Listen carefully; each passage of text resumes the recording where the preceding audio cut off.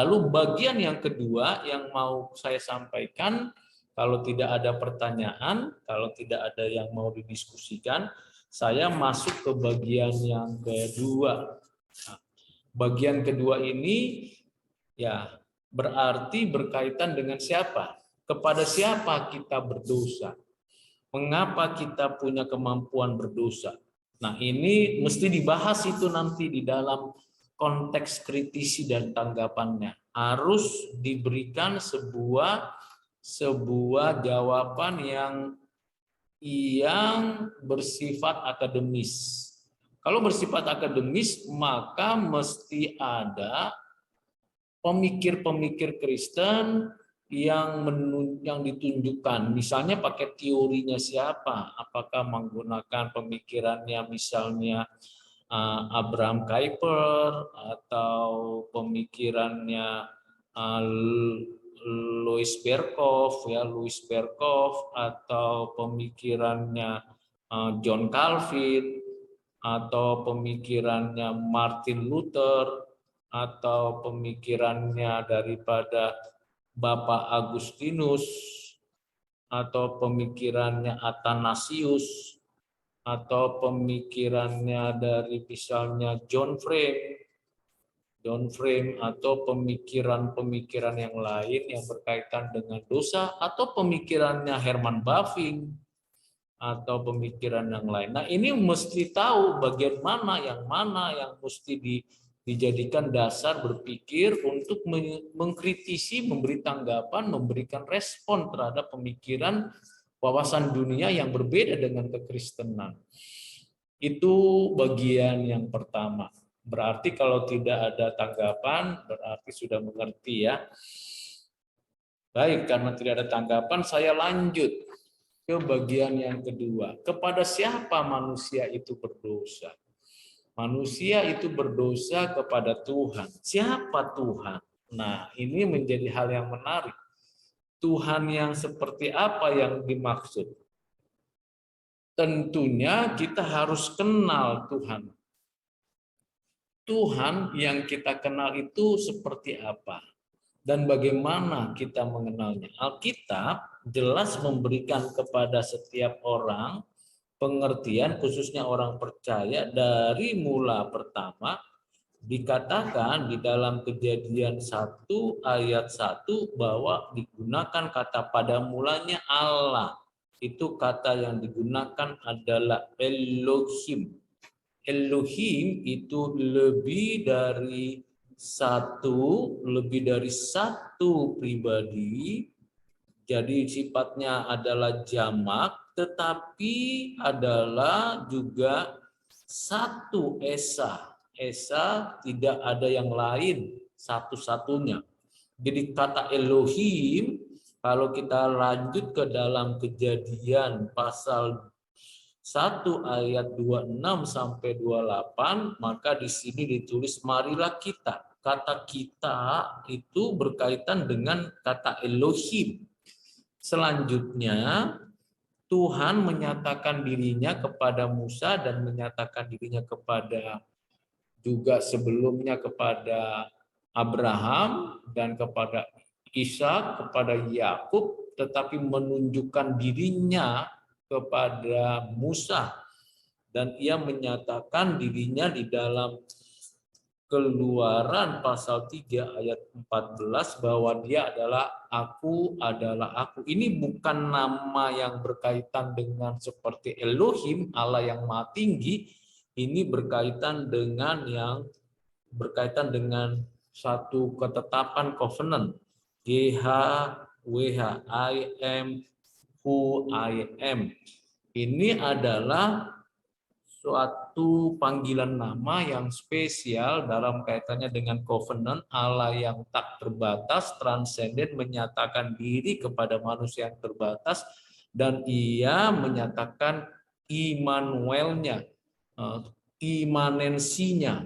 Jadi pada saat itu ia menyatakan diri sebagai Yahweh, Allah yang berjanji, Allah yang hadir di tengah-tengah umat manusia. Yahweh yang menyatakan covenant-nya, yang membawa orang Israel keluar dari perbudakan di Mesir, yang telah memberikan perjanjian kepada Abraham, Ishak, Yakub tentang hidup dan kehidupan dan menjadikan keturunan-keturunan dari Abraham, Ishak, Yakub itu menjadi umatnya. Ini namanya. Lalu nama selanjutnya setelah bangsa Israel keluar dari pembuangan di Babel dan mereka tidak mau menajiskan nama Yahweh, para penulis mengganti atau menyebut nama Tuhan itu dengan nama Adonai. Artinya Tuhan yang menebus, Tuhan yang menyelamatkan. Jadi 3 nama besar di dalam perjanjian lama dinyatakan, dan nama-nama kekaryaan Allah dinyatakan di dalam nama El Shaddai, dan El yang lain, dan juga nama Yahweh serta Adonai. Ini berkaitan dengan kehadiran Allah. Jadi kita orang manusia itu berdosa kepada Tuhan yang menyatakan kemuliaannya, kebesarannya, keagungannya.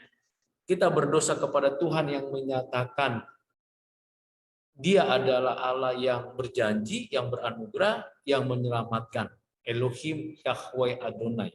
Di perjanjian baru kita menerima satu pernyataan yang sungguh luar biasa, bahwa Ia menyatakan diri sebagai Theos, sama seperti Elohim yang adalah yang maha, yang berkuasa, yang berdaulat, yang berotoritas atas segala sesuatu, dan Ia juga memperkenalkan satu pribadi yang namanya anak Allah. Anak Allah yang menyatakan bahwa pribadi yang kedua diperkenalkan. Walaupun di dalam perjanjian lama sudah diperkenalkan sebelum inkarnasi, yaitu Dia di dalam keadaannya sebagai tipologi, dan dalam keadaannya dalam penglihatan itu epipani, maupun di dalam suatu pengertian bahwa Dia hadir dan menjumpai manusia itu dalam kondisi teofani. Jadi ada tipologi, ada epipani, ada teofani. Spesial untuk teofani itu berarti Allah berjumpa dengan Adam, berjumpa dengan Nuh, berjumpa dengan Abraham, dengan Ishak, dengan Yakub, dengan Yosua, bahkan berjumpa dengan Musa muka dengan muka, dalam kondisi Ia teofani. Dia menyatakan diri tapi belum inkarnasi. Siapa yang menyatakan diri di dalam perjanjian lama tetapi tidak inkarnasi? Yaitu anak Allah yang tunggal. Di dalam Yohanes 1 ayat 18 dikatakan tidak ada seorang pun yang pernah melihat Allah kecuali anak Allah yang menyatakannya. Jadi kalau kita melihat dalam Kejadian pasal 3 ayat 8, kalau kita melihat dalam Kejadian pasal yang ke-6, ke-7, 8, 9, dan kalau kita membaca Kejadian pasal 12, 15, 17, 19, dan juga dalam pertemuan Musa dengan Yahweh, ini menyatakan kehadiran dari anak Allah yang tunggal itu sebelum inkarnasi. Kepadanya lah kita berdosa. Dan tentunya ini berkaitan dengan pengertian bahwa anak Allah itu setara sehakikat dengan Elohim, dengan Theos. Itu sebabnya di dalam dalam Yohanes 1 ayat 1 sampai 3. Pada mulanya adalah firman, firman itu bersama dengan Allah, dan firman itu adalah Allah. Di ayat 14, firman itu menjadi daging, itu inkarnasi, ditambahkan kepadanya natur kemanusiaan. Di dalam Ibrani pasal 1 sampai 3 juga dijelaskan, pasal 1 ayat 1 sampai 3 juga dijelaskan tentang siapa sang firman. Di dalam 1 Yohanes 1 ayat 1 sampai 3 juga dijelaskan siapa sang firman.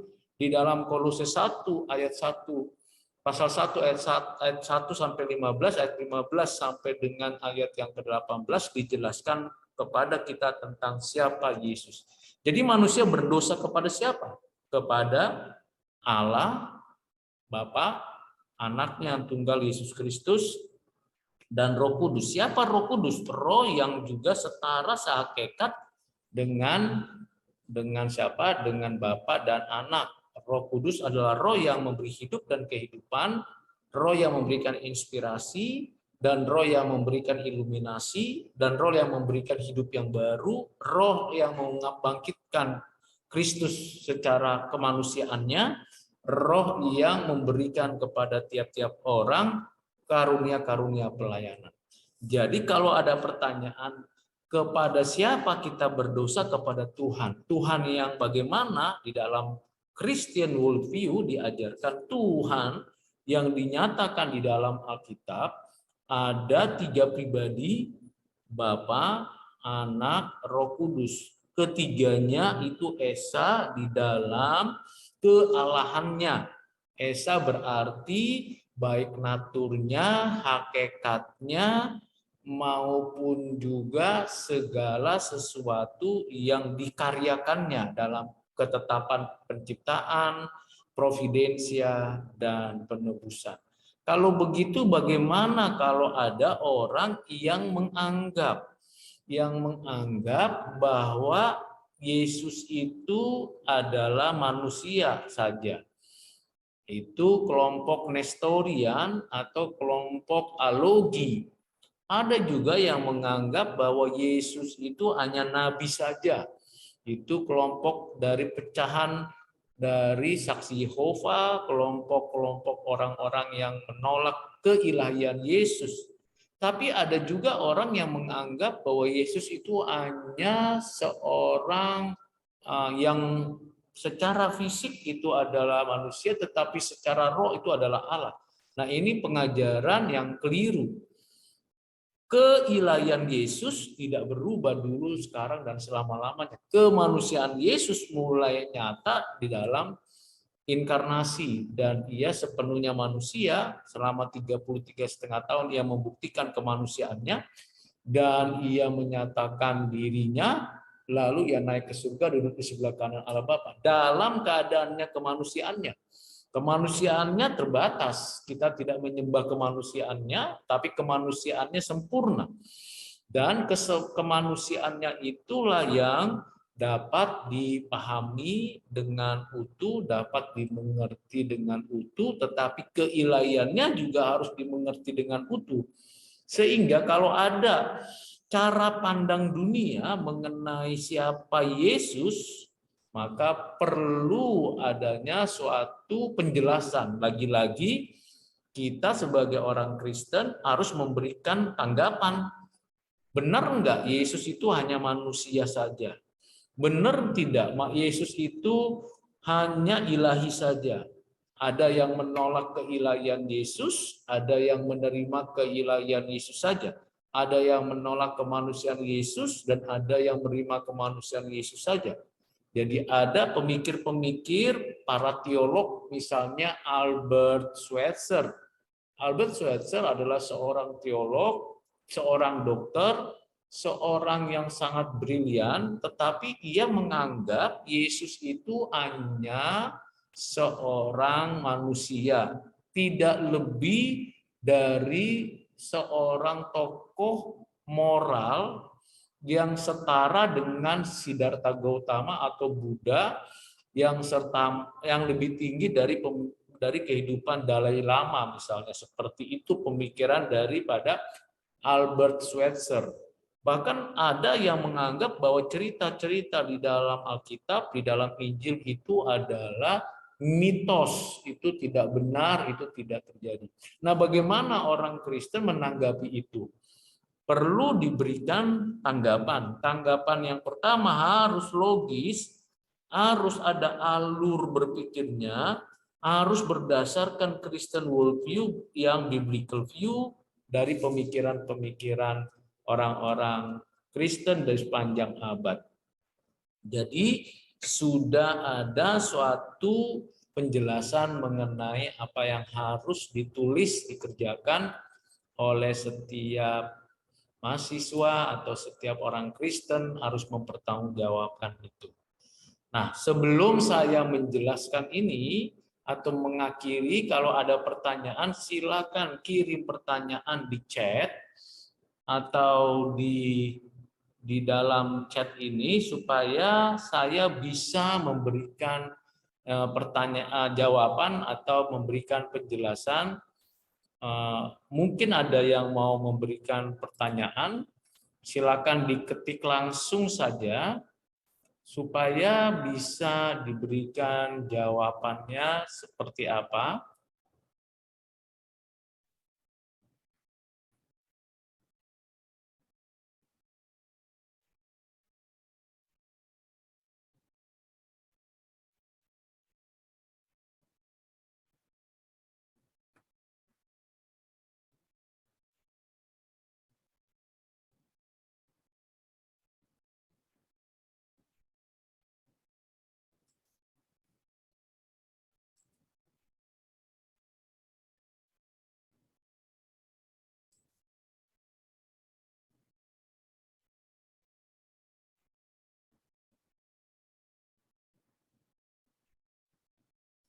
Ya, nampaknya belum ada pertanyaan ya.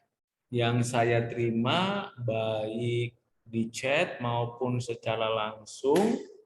Jadi saya ingin mempertegas lagi bahwa cara pandang kita itu mempengaruhi tanggapan dan respon kita terhadap dua hal.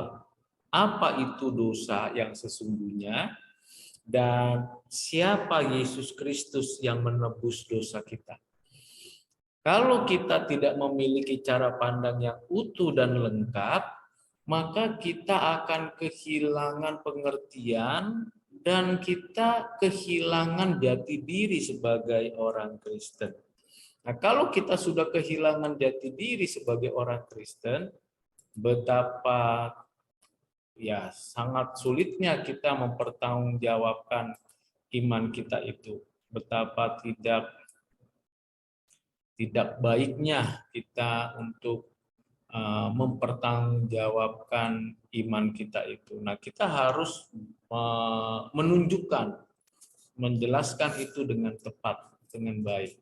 Nah, bagaimana kaitannya dengan penulisan yang berkaitan dengan paper kita? Nah, sekarang saya masuk ke bagian yang ketiga, yaitu mengenai paper yang kita akan kerjakan atau paper yang akan saya mau sampaikan. Nah, mengenai paper, pembuatan dan bagaimana kita itu bisa melakukannya, mari kita lihat.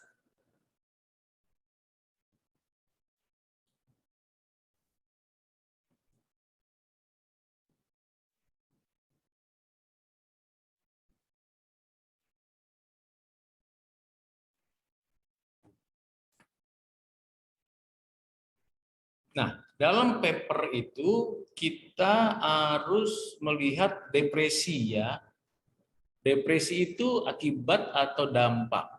Ya, tentu kalau kita bicara depresi itu berkaitan dengan dampak kejiwaan dari seseorang yang berdosa. Ya, kejiwaan seseorang yang berdosa. Dan ini mesti perlu untuk dituliskan apa itu depresi baik secara keilmuan dan apa itu depresi dari sisi dampak dosa dan bagaimana orang Kristen menjelaskan ini dari para ahlinya dan kemudian menemukan titik integrasinya untuk dapat memberikan solusi terhadap kata depresi itu. Tentu perlu dicari, ditemukan yang namanya sebuah teori atau konsep tentang depresi dengan baik dan benar. Baik, karena saya sudah menyelesaikan penjelasan saya yang singkat, kiranya apa yang saya sampaikan bermanfaat dan berguna bagi setiap kita yang mendengar mengenai dua hal, yaitu tentang dosa, dampaknya, dan bagaimana kaitannya dengan Tuhan dan siapa Tuhan. Nah, kalau kita mau bicara lebih dalam tentang berdosa kepada Tuhan, berarti Dosa yang tertinggi itu apa ya? Dosa yang tidak diampuni itu dosa terhadap siapa ya? Dosa terhadap Roh Kudus. Mengapa menghujat Roh Kudus tidak terampuni? Karena Roh Kudus yang pertama memberi hidup dan kehidupan.